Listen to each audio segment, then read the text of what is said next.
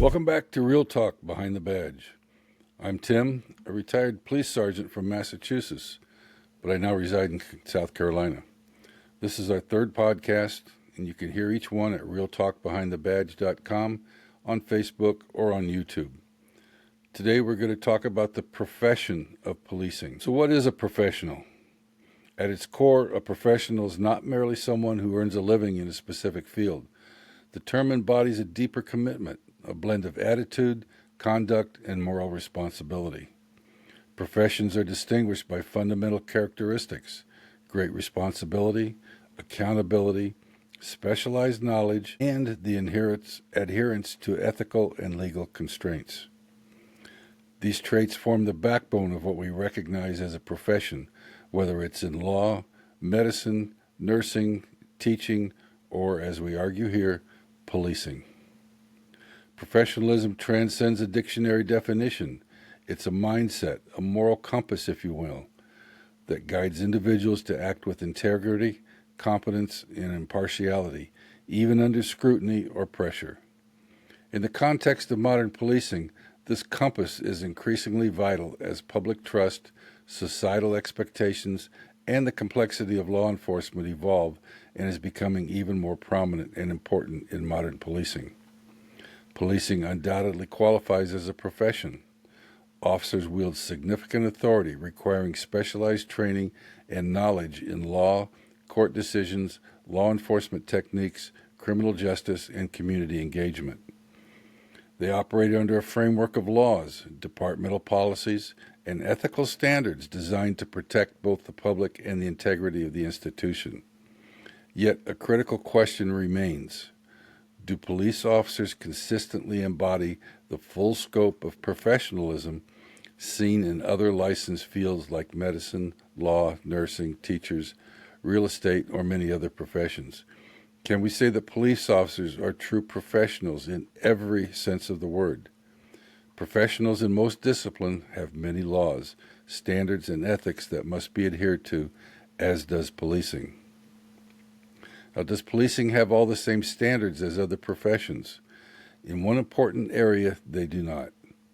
True professionals who have serious complaints lodged against them are not investigated by personnel with whom they work with in the same office or group.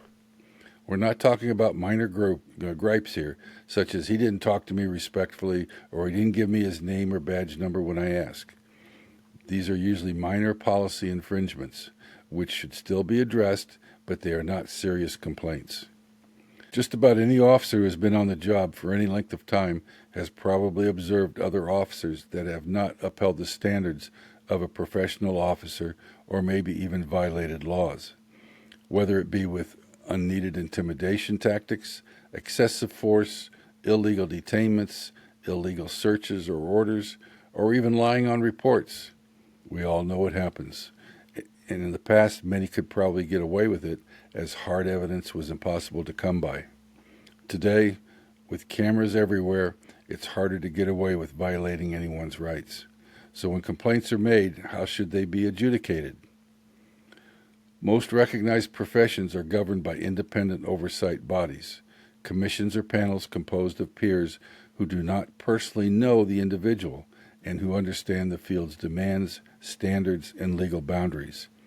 These bodies investigate complaints, enforce accountability, and when necessary, impose discipline or revoke licenses.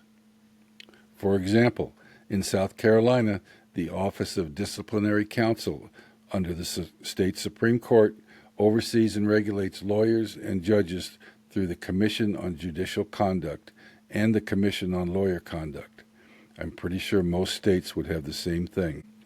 The South Carolina Board of Medical Examiners, part of the Department of Labor Licensing and Regulation, regulates doctors with the power to suspend or revoke licenses. Even teachers in South Carolina are regulated by the South Carolina State Board of Education with operational support from the South Carolina Department of Education Office of Educator Services. The board includes 17 members. It oversees certification requirements, renewals, and disciplinary action for misconduct. Nursing and real estate agents and other licensed professions face similar scrutiny from the Department of Labor, Licensing, and Regulation Commissions.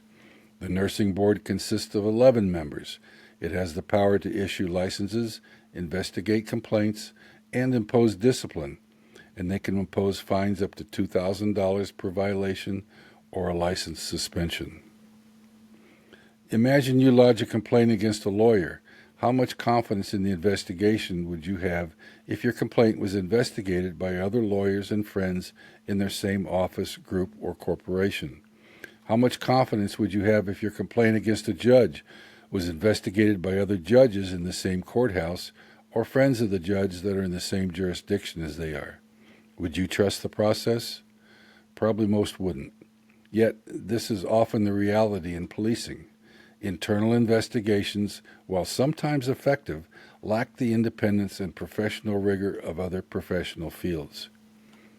Shouldn't professional policing conduct the same standards as other licensed professions, especially if they have the power to take away a person's freedom or impose large fines? This gap fuels a perception, whether accurate or not, that police departments shield their own with a code of silence, undermining the profession's credibility. Complaints against police officers are typically handled internally, investigated by internal affairs or a staff member of the police department rather than an independent body of peers. This raises concerns about impartiality, as investigators may work alongside the accused, which would compromise objective accountability. Many times, this also results in the legal and financial liability of the department, the city, or the county being taken into consideration as to whether fault is found or the officer should be disciplined. This is not objective accountability. This is readily apparent when cities, counties, and departments pay out hundreds of thousands of dollars, often accompanied by a "no fault admitted" disclaimer or complaints dismissed outright, eroding public confidence. Other times, complaints are not taken seriously. They're disposed of, lost, trashed, or ignored, hoping they will just go away. There are still many departments that don't even have a way for a person to make a complaint, or they must complain to the person the complaint is about. This is not reasonable nor professional. Public distrust is compounded by high-profile cases where transparency is lacking. When departments prioritize self-preservation over accountability, they reinforce the notion that policing falls short of the professional ideal. The bar for oversight in many agencies remains very low, and internal investigations are often seen as a formality rather than a robust mechanism for justice and accountability. Whether this is the public perception or reality is a quandary that permeates the profession of policing, and why many people do not trust police departments to investigate serious complaints, which will then usually result in thousands of yearly lawsuits in which many can be avoided. Now, in response, many municipalities have established citizen review boards or similar panels to oversee police conduct. While this reflects a desire for greater accountability and oversight, it falls way short of the professional standard of a fair and balanced review. Citizen review boards typically consist of community members with limited training, sometimes just a few hours on laws, policies, and procedures, along with someone from the police department to try and guide them. This is totally inadequate for evaluating the split-second decisions, inherent risk, and legal complexities officers face daily. I believe most officers and knowledgeable public see this as a charade, as the community review boards can only make recommendations, and any recommendations can be dismissed by the chief or any disciplinary board. If you put yourself in the shoes of a police officer and have a complaint lodged against you, would you want someone who doesn't have extensive knowledge of the laws, court decisions, and actual stresses, inherent risk of the job, and the split-second decisions that have to be made judging you or your actions? I think not. Let's consider two different perspectives. First, police officers. Being judged by civilians without a deep knowledge of policing can risk very unfair outcomes. His or her job, promotional ability, and personal integrity may be on the line. An officer may act lawfully and ethically, yet face condemnation based on emotion rather than evidence. A tragic outcome, like an injury or a death, doesn't mean an officer didn't do his or her job correctly and justly. So let me repeat. True professionals are judged by independent peers, experts who grasp the profession's nuances. Citizens review boards, while well-intentioned, often lack this depth, leaving both officers and the public underserved.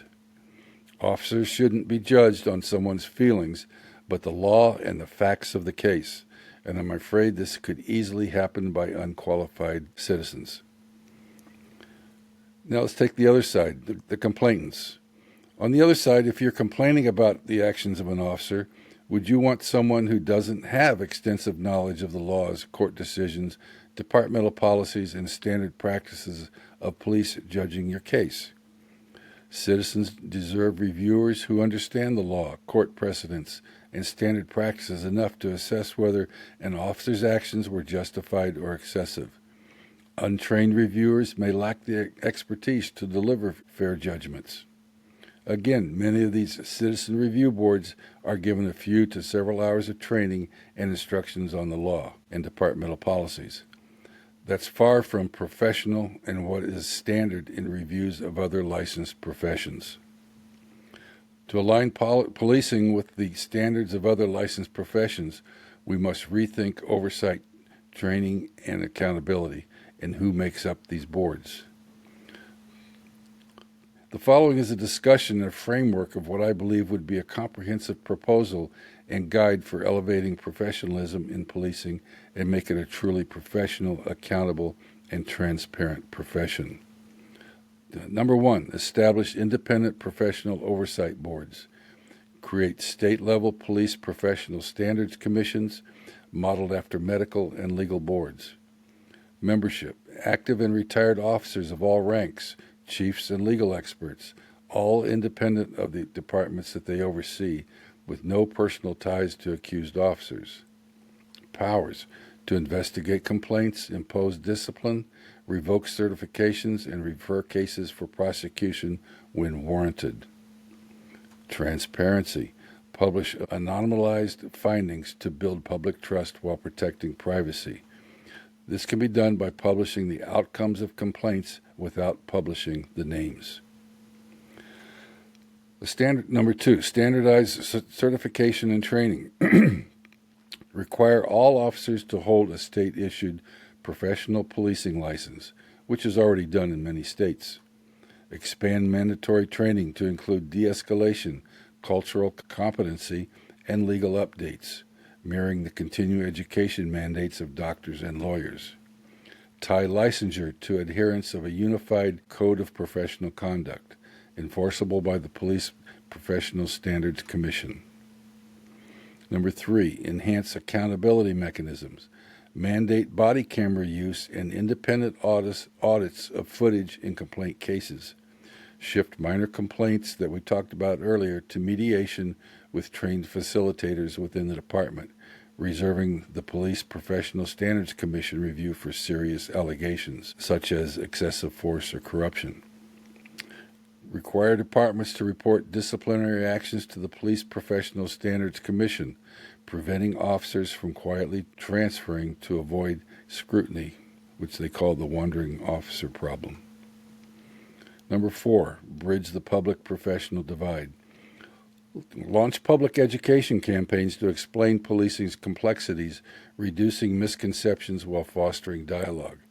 Integrate non-voting roles of community input into the Police Professional Standards Commissions as advisory panels to balance professional expertise with civilian perspectives. Number 5, fund and support the transition. Allocate state and federal funding to establish Police Professional Standards Commission and expand training, ensuring no undue burden on local budgets. Incentivize departments to adopt these reforms with grants tied to compliance and measurable improvements in public trust. Now, why this matters. Professionalism Professionalism in policing isn't just about optics. It's about justice, safety, and legitimacy. Officers deserve a system that fairly evaluates their actions against a clear, expert-driven standards. The public deserves confidence that misconduct will be addressed, not buried.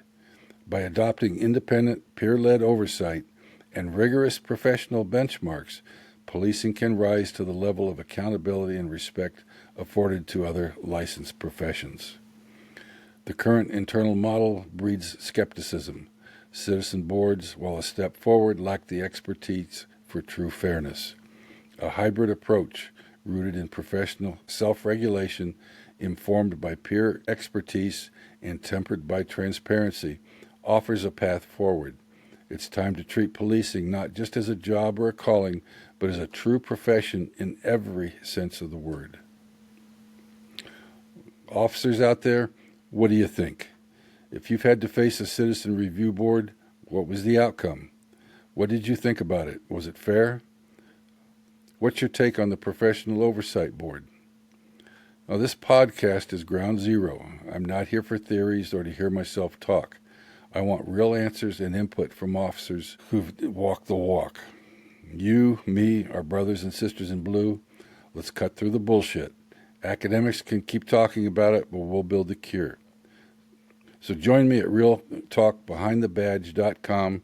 Drop your state, department, whether you're active or retired, what you've seen, and what solutions you have in mind. The answers are out there. We just need to find them. Let's hash out the hard fixes, stuff we can shove in front of lawmakers and make stick. We are just starting this journey, and we'd be pleased to have you join us. If you've got answers you'd like to share and you want to do it live, let me know. If you'd like to be a guest on our show, also let me know. So go to realtalkbehindthebadge.com, that's realtalkbehindthebadge.com, and drop a comment or a rant. And if you can, drop a couple bucks to help us out and help keep this going. This podcast stuff ain't cheap or easy on a cop retiree's salary. Cops with scars, locals with gripes, your voices fuel this. Let's tackle the mess behind the badge together.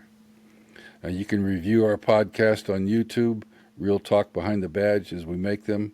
If you hit subscribe, you'll also be notified of each podcast. Please hit the like button also. We're also on Facebook at Real Talk Behind the Badge, where you can also view all our podcasts.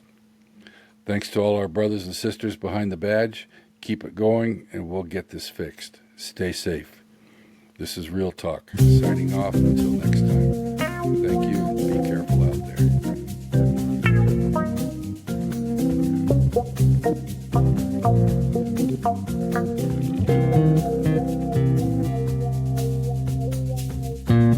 there.